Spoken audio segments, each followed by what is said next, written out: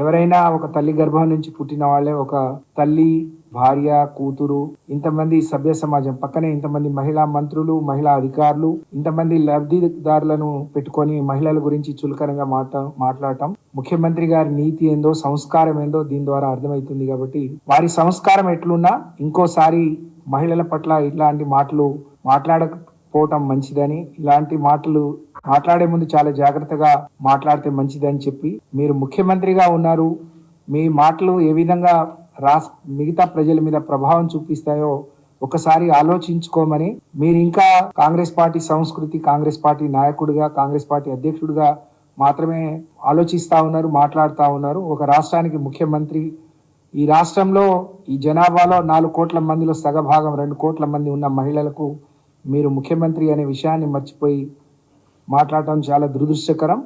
దీన్ని కాంగ్రెస్ పార్టీ కూడా గమనించాలి.